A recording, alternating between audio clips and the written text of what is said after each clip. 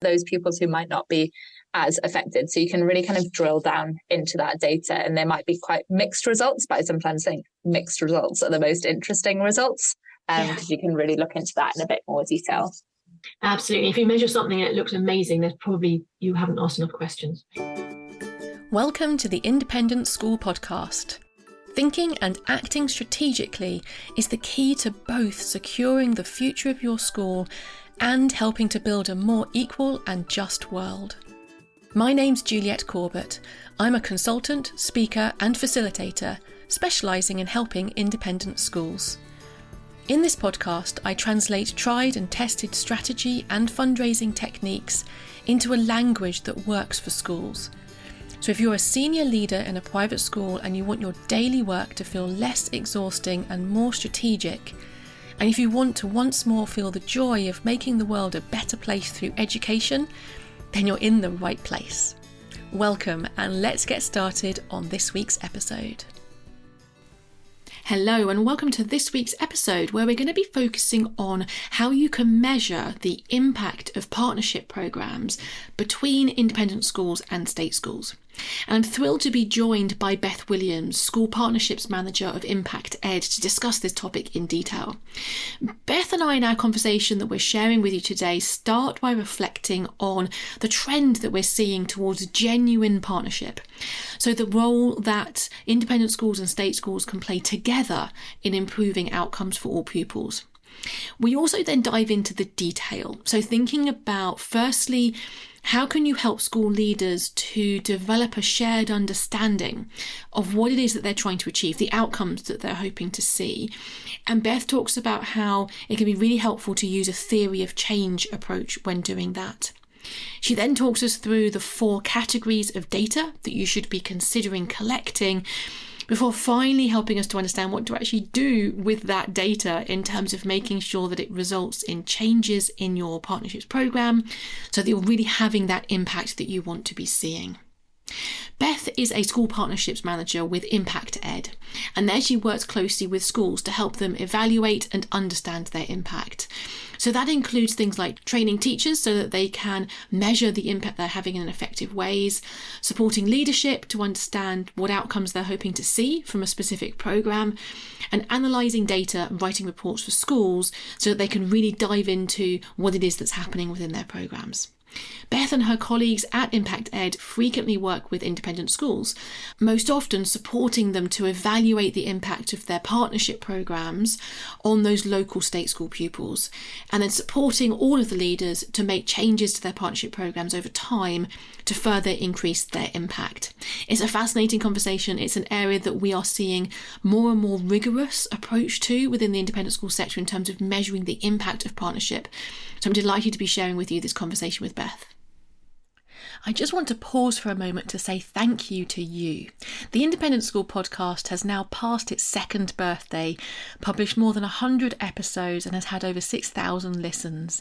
As the founder and host of this podcast, I've been really humbled by the number of people who have told me that it's really helped them.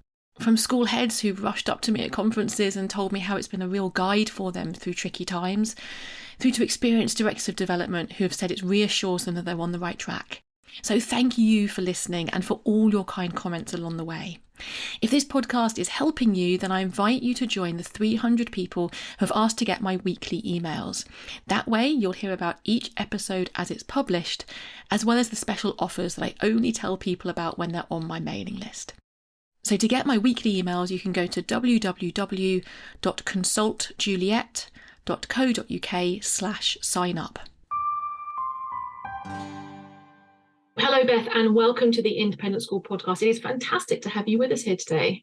Yeah, thank you so much for having me.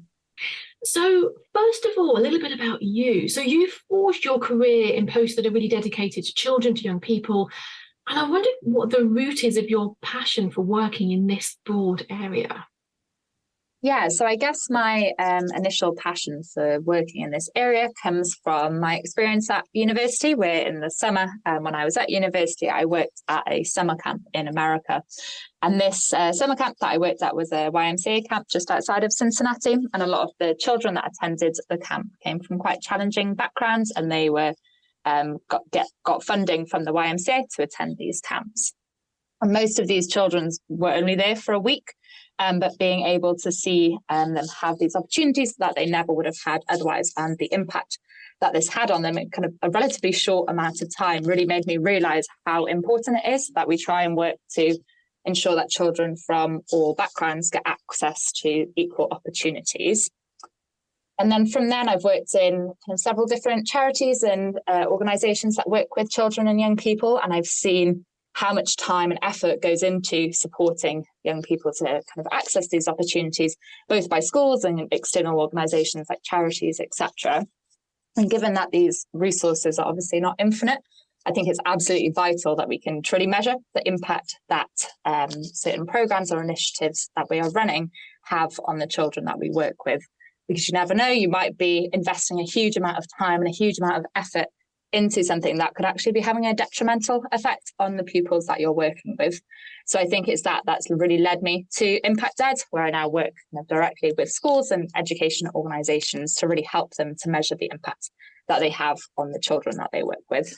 Yeah, it's so important that we use this evidence, this data, isn't it? I love that there your background took you on the journey through understanding that supporting children and young people was really important, and that unlocked opportunity in the widest possible sense across society, but then also that sense of working within the charity sector and seeing the budgets are so small, aren't they? And it has to have an impact. And I think philanthropists are realizing that as well, that understanding that we're making evidence-based decisions is so critically important when resources are so small. Yeah, definitely. And especially at schools, I think when things are so busy all the time, there's a huge amount of things going on, and teachers can be really quite stretched with support that they're giving to pupils. So making sure that we're kind of investing in the things that are having the most impact, I think, is really important. Yeah, absolutely. Absolutely. So obviously we're here today to focus in on the partnerships between independent schools, so private fee-paying schools, and then state schools. Obviously, depending on where you're listening from, those might be known as public schools or schools which are funded by the state. And certainly here in the UK, we're seeing a big trend towards independent schools partnering with state schools. So I'd be really interested to know what trends you've been seeing as you've been working with schools over recent years with regards to how schools are approaching this. Mm-hmm. Yeah, definitely. So I think, not too long ago, this type of work was quite often called kind of outreach or charitable work. But I think now what you've just reflected on there is, at least for the majority of schools, it's becoming a real genuine partnership between the independent schools and the state schools that they're working with. So at least with the schools that we work with, we'll see kind of independent schools liaise with the partner schools to find out kind of what they want, and they'll then work together to design programs to really support them to get that. So I think this is reflected obviously in the language of, a partnership, but also in the day-to-day work. So for example, we work with Wimbledon High School, and every year they do a kind of kick-off meeting in September with people from Wimbledon, with us, and also with their partner schools. And they have a really kind of open discussion about what they want to achieve with their programs, and then go on to kind of building it from there. It's really kind of a collaboration rather than something that's being kind of done to them. Just to briefly reflect on that language is so important, isn't it? That we've shifted from outreach. And if any schools listen to this and they're still using the word outreach, please stop using that word, because it implies almost like a hierarchy that really isn't there. And it's that partnership that's so important, isn't it? And the example you just gave there really reflects on that. Yeah, definitely. And I think even, in the evaluations that you run as well, that can be reflected in that as well. So I'm just thinking of an example of catering, which again is one of the schools that we work with, and they do a reading program where their sixth formers read with pupils in the local primary schools. And they obviously want to evaluate the impact of this program, and they want to look at it not only on the pupils in the primary school who are taking part, but also on the impact of their own sixth formers. And I think that really shows that it's kind of a program that they hope to have a positive impact on kind of everybody involved. And again, that it's like a partnership between those groups of pupils as well. Yeah, definitely. And so that example you've just given there is really helpful. So reading assistance for local primary schools through reading. I know that historically the obvious one has been facility sharing, so opening up your sports hall or swimming pool to local schools and so on. But it's getting a lot more innovative, isn't it, over time? And so the different natures of some of those partnerships is really evolving. So could you give us a few examples of the sorts of partnership work that you're seeing in the sector? Yeah, definitely. So there's quite a variety of different partnerships that we're seeing in the sector, and quite often it involves pupils at both schools kind of working together. So one of the partners that we worked with is called the Southwark Schools Learning Partnership. And that's kind of more of a collection, I guess, of schools in Southwark, both independent and state schools. And they run programs. So they'll do things like a debating club, for example, and the pupils both get training in debating, and the pupils kind of all come together from a variety of these different schools, and then they have a debating competition at the end. I think it's at the end of 6 weeks of something like that.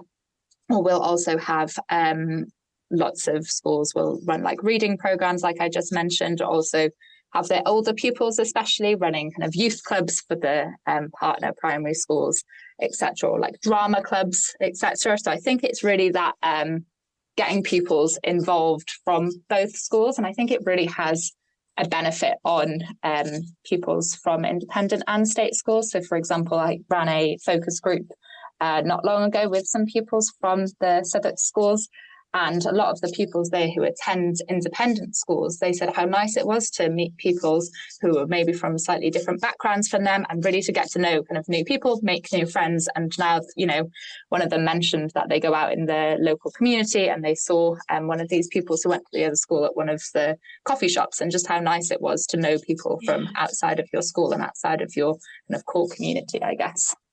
Yeah, absolutely. And I think that's another one of the big trends, isn't it? Is the recognition that if we're talking about true partnership, there are benefits on both sides, and trying to articulate what those are and looking at the impact from both sides as well. And I think that the kind of mirror image or the similarity there between partnerships and bursaries also runs through in the sense that we now know that bursaries have a really positive impact on everybody in the classroom. To have a more diverse group of young people in the classroom is beneficial to everybody. And so it's thinking through the positive impacts that can be really mutually beneficial in everyone that's involved in the partnership. So one of the first steps, I imagine, in creating an impactful partnership program has got to be helping to bring the leaders together from the different schools so that they can have an honest conversation and end up with a shared understanding of the outcomes that they're hoping to see. Do you have any steps that you guide schools through as they're doing that? Because I imagine that, especially at the beginning of a partnership, that needs to be quite carefully managed, doesn't it? Yeah, definitely. You're absolutely right. So I think probably the best way to do this would be through a theory of change exercise. So this is usually a workshop where we get everybody who's kind of involved in the program together in a room and decide what is the challenge or problem that we're hoping to address with this particular program, and what would we hope kind of long term to be the ideal outcome of this program. And then we'll work backwards and look at, you know, what are the short-term outcomes that we need to achieve this longer-term outcome. And then we can think a bit more explicitly about the actions or inputs that can hopefully lead to these different outcomes. And it might sound a bit strange to kind of work backwards like that, but we think it's really important for everybody to understand the key outcomes that they're hoping to achieve for a program, as that can actually impact upon what the program looks like. So, for example, if we take mentoring as an example program, so this could have multiple different goals. So mentoring could hope to increase kind of academic attainment or supporting pupil well-being, or like increasing the number of pupils that go on to Russell Group University, or increasing parental engagement, etc. And it's probably unlikely that one mentoring program could do all of these things all at once. And there's the concern, I guess, that if it's not focused on the intended goal, then it could end up doing nothing. So I think depending on what the agreed intended outcome is for that mentoring, well, that impacts upon, you know, how that mentoring is structured, what content is covered, etc. So I use that example because we've actually worked with Sevenoaks School to develop a theory of change for their mentoring program. And this program was kind of focused on supporting pupils from disadvantaged backgrounds to access higher education. And so the inputs that kind of go into this mentoring program are very different than if it was a mentoring program to support pupil mental health, for example. So they do some funding to go to kind of university trips, access to mentors who are at university, attending things, like university outreach programs, information for their parents, etc. So the actual content of that mentoring will be very different to what you would expect it to be if the kind of intended goal was slightly different. Yes, or indeed if the intended goal had never been clear in the first place, from my experience, in the sense that it's so natural, isn't it, to work forwards from let's create this mentor program, rather than to work backwards from the impact. And that's the beauty of that theory of change approach, isn't it? That it really encourages you to see, even though your program alone is never going to create the massive social impact that you're trying to have, unless you have that in mind as to what that shared understanding of that impact is, you have no hope of working backwards to create a program that's really going to generate the outcomes that you're looking for. Yeah, definitely. And it's really hard to measure success if you don't really know what success looks like for that program. And I think obviously with schools, time is limited, as we've already discussed. So I think obviously doing a theory of change exercise is probably kind of the gold standard for evaluation. It doesn't always need to be this formal. So I think even just getting everybody who's involved in the program together in a room or online, wherever it might be, and agreeing kind of what you're hoping to do. And importantly as well, what the program is not intended to do before starting that program is really key. So with a lot of schools that we work with, the key question that we ask them is if this was kind of a perfect world, but everything worked perfectly, what would you hope to see as the outcome of this program? And really try and be specific about those outcomes as well. Yeah, definitely. So I love the fact that theory of change is now much more, or becoming more established within the school sector. It's still not quite there yet. You'll still get blank faces when you say it in a room. And I love that this model is becoming more well known. I remember actually back, must be over a decade ago now, I did my MBA and I was studying social marketing. So using marketing techniques for pro-social behaviour change. And it's a core part of the way that most charities now think. And so it's really welcome, isn't it, to see this actually becoming recognised within the education sector. It is a fairly new shift in terms of schools using this. Yeah, definitely. I think, at the moment, especially kind of post-COVID, there is a huge amount of interventions and a huge amount of programs that are really trying to support those pupils who need it most. But because of that, with the huge variety of what's going on, there can be definitely concerned that we're not really sure what's going on. So I think what's having the impact that we hope it to have on the pupils. And so I think really making sure that everything's kind of centered in that theory of change. Everything is written down, everything is in one place, and everything is really clear kind of what is the goal of each intervention or each program and which pupils you're trying to target as well. It might be specific programs that are targeted towards specific pupils, and their outcomes might vary from their peers, for example. Yeah, definitely. And like you said, it can be quite a time-consuming process to a full theory of change. But even if you know the general approach and then replicate the basic steps towards that, it can shift the mindset of the group of people that are looking to create those programs. Actually, if you're listening and you're not quite sure what we're talking about with theory of change, so I do come across school leaders who aren't quite sure about this. And what I'll do in the episode notes is I'll put a few links to some other resources that you can go and explore to explain what a theory of change is and how you might go about creating one for your school. So Beth, what top tips might you have then for independent schools who are looking to evaluate the impact that they're having on their local partner school pupils? So I'm assuming that once you've got that theory of change, everything flows from that.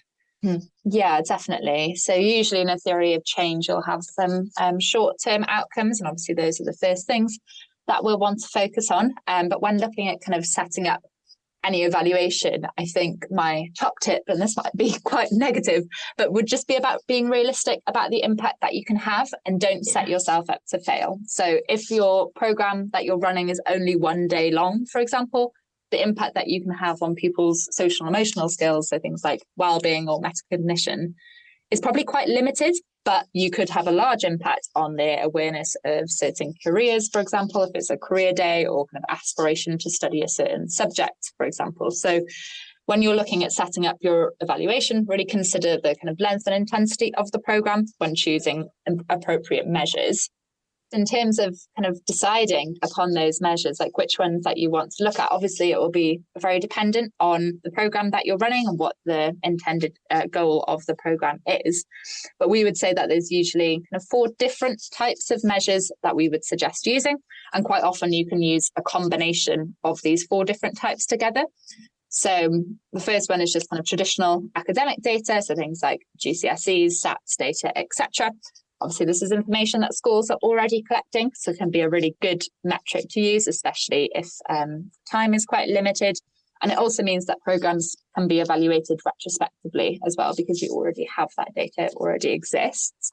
And similar to that as well is traditional kind of data points that schools collect, so things like attendance data, behaviour data, exclusion data. Again, this is already collected by schools, there's no additional work.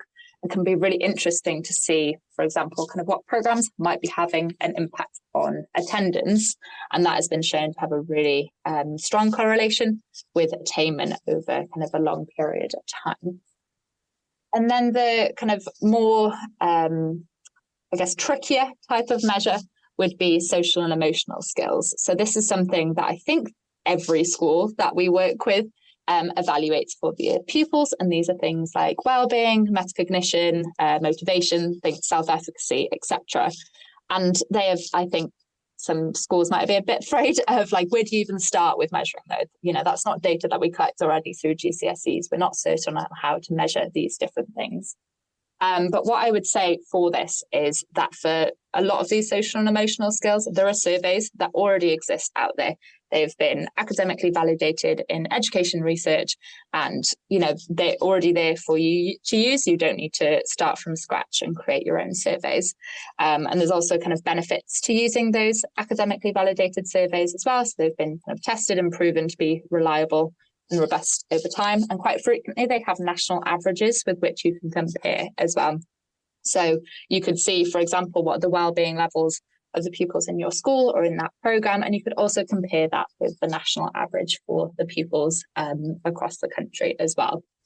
And just in terms of kind of finding those surveys, kind of where do you even start and seeing if the survey is out there, just some suggestions is using Google Scholar or the EEF Spectrum database and the RAND Education Assessment Finder as well. So those are usually really good places to go if you want to look for those social and emotional surveys as well.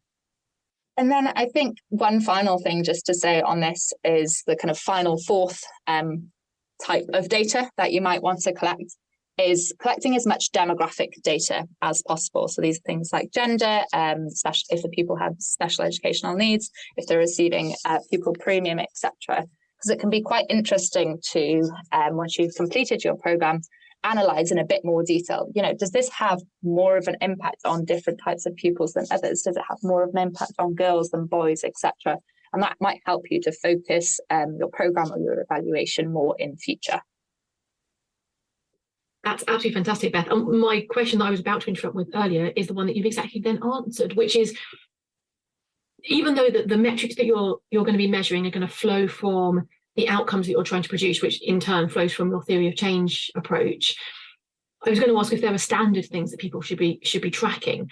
So what you've done there is brilliant, because it's provided categories that people can think to make sure that they're covering each of those if possible, or at least considering each of those, even if the resource doesn't allow everything to be measured. But then also I think it's really important actually that point you made about the validated surveys that are already out there. We don't need to reinvent the wheel every time. And there are real advantages. I'll put the links to those sources of information that you've mentioned there into the episode notes if people want to go and click on those easily.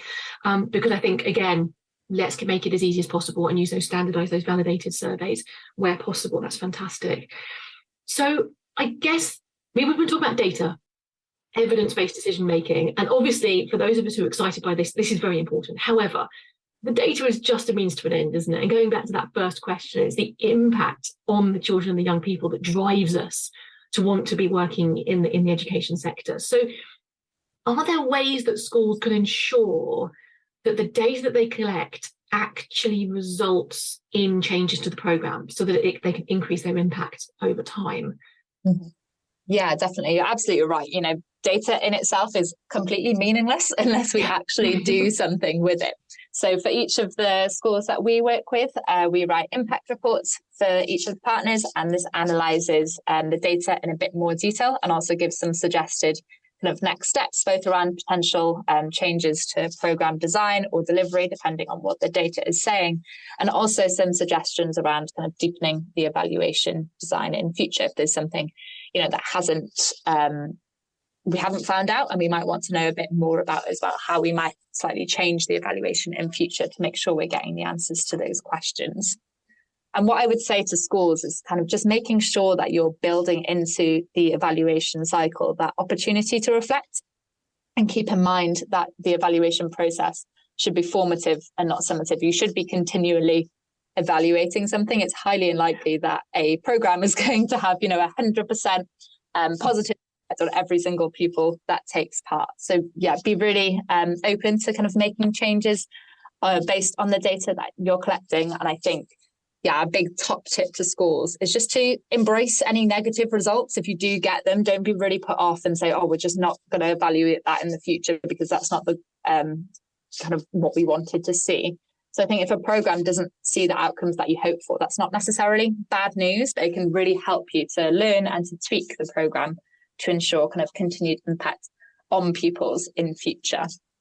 And something just kind of related to that as well, that we would potentially suggest is doing some qualitative research with the pupils that you have taking part. So especially if you want to find out a bit more about the why these changes happening in these pupils, maybe setting up kind of focus groups with those pupils, and it will really help you to get that feedback and to get a bit more rich and a bit more detailed feedback than you could get from surveys with pupils. And they might even raise things that you might not have even considered and might not have even included in those surveys.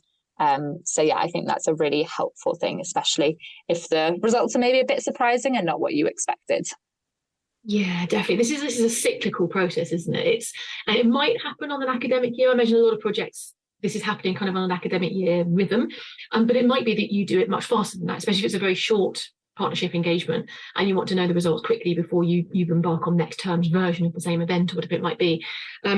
But I love your comments there about embracing unexpected and potentially negative feedback. It's so important. And I think that especially if you're funding any of this through donations from fundraising, actually your donors, you will strengthen trust with those donors if you say, not only have we measured the impact of the project that you helped us to provide, we found that actually it was slightly unexpected. And this is what we found, and this is what we're going to do about it.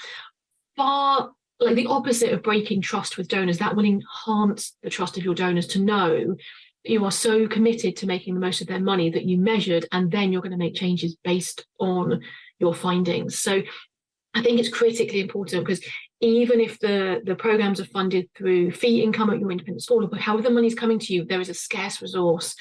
It's most important that we identify things that aren't quite maximizing the impact of those resources, in order to then acknowledge that changes need to happen, and then being innovative and trying new things to see if you can really tweak and enhance the impact that you're having. Yeah, definitely. And like even just exactly what you were saying there as well, just in terms of the pupils that you were targeting, you could see from the data that this is actually having way more of an impact on a certain group of pupils than others. So do we then invest that towards that kind of group of pupils instead of the pupils who it might not be impacting as much, and then potentially offer something different for those pupils who might not be as affected? So you can really kind of drill down into that data, and there might be quite mixed results, but I sometimes think mixed results are the most interesting results, because you can really look into that in a bit more detail. Absolutely. If you measure something and it looks amazing, there's probably you haven't asked enough questions, basically, because there should always be something that you can improve on over time. And I think that point's really important about different groups as well, because we know that sort of a standard way of thinking about equality is that everybody gets the same thing. But actually, we're not necessarily looking for equality, we're looking for equity, which is that everybody gets what they need. And so that might be different for different groups that you're working with. And it's really important to know that and to understand that through that demographic category of data that you mentioned collecting. Yeah, definitely. And I think one final thing that I just wanted to mention, just your comment about groups there made me think about it. And just in terms of kind of tips for schools when looking at evaluations, is that, if you're measuring the impact of a program, that's not the only thing that pupil is taking part in. They'll also be going to their everyday lessons, etc. So sometimes it can be quite difficult to separate, what is the impact of this specific program compared to, their ordinary maths lessons that they might be going to.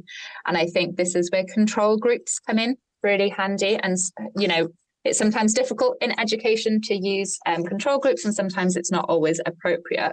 But we would encourage schools, wherever possible, to use control groups of pupils. And what quite often this will look like, let's say, for example, we have a school doing a reading program, and half of the year group are going to do this in the autumn term, and half of the year group are going to do this in the spring term. The spring term pupils will then be the control group for the autumn term. So you can really see the added impact, I guess, of this reading program on top of the normal lessons, whilst also making sure that we're not kind of excluding pupils from taking part, because I don't really think that we should be doing that. Questions when it comes to exactly. that. Exactly. Yeah, but there's definitely ways around it as well. Yeah, absolutely. And then maybe being able to use some of that national data, as you mentioned before, to look at national averages could be another way of creating a quasi-control group. Yeah, definitely. And really being able to see, because quite a lot of these surveys in particular will tell you, the average wellbeing score is 3.7 out of 5 in your school, but it's really difficult to know, what does that actually mean? Yeah. So being able to compare that to the national averages is really helpful. Yeah, absolutely. So I think you have an amazing job, Beth. I think that the opportunity to dive into some of this really rich data, both quantitative and qualitative, as you've mentioned, really has the opportunity to improve education for all pupils, which is superb. So looking ahead, if you had a magic wand, what would be your wish for the future of partnerships between independent and state schools? Yeah, so I guess kind of my wish, this is kind of already happening for a lot of schools across the country, but that they are kind of genuine partnerships and co-created between independent and state schools and set up to kind of genuinely address the needs of those schools that they're working with, and that the evaluation is used to measure pupils in both types of settings that we've already discussed. And just making sure that, evaluation is used to ensure that resources are being used effectively as well to support pupils at all different types of schools. And something isn't just continued because, that's the way that it's always been done, but instead that data is used to kind of be open to change and making reflections and changes based on the findings that you have. And yeah, like I said, not being afraid of any potentially not 100% positive results, and really reflecting on why those findings might be and how we could make changes in future to continue to increase the impact that we're having. Yes, that data-driven decision-making to increase impact for children over time is fantastic. Thank you so much, Beth, for your time today. I love that we've touched right from the very broad trends of the fact that we now no longer talk about outreach, we talk about partnership, and how that changes not only the language, but also the approach that we're taking in some of those meetings between leaders from different schools. I love that you've given us a framework for not only the theory of change approach to help leaders understand what outcomes they're looking for and make sure there's that shared understanding between partners, but then how that cascades down into the type of data that you'll be collecting to measure some of those outputs and outcomes from the programs. And then absolutely embracing the fact that we're not going to get this perfect first time. And I think a number of times there you've said, there may be a gold standard way of doing this, but actually doing something in this area is better than doing nothing. And therefore taking action to measure what you're doing, even if it's fairly limited to begin with, making sure you're then making a cyclical process of improving that data collection along with improving the partnership program. It's a fantastic way of thinking about it. So Beth, thank you so much for your time today. Really wonderful to talk to you about partnerships. Yeah, thank you. It's lovely to talk to you too. Thanks for listening in to the Independent School Podcast, the podcast that helps senior leaders in private schools to think and act more strategically, both because they want to secure the future of their school and because they want to help build a more equal and just world. You can listen in everywhere that podcasts are available, and if you want to catch up on previous episodes or follow any of the links that I've mentioned today, just head over to www.consultjuliet.co.uk/podcast.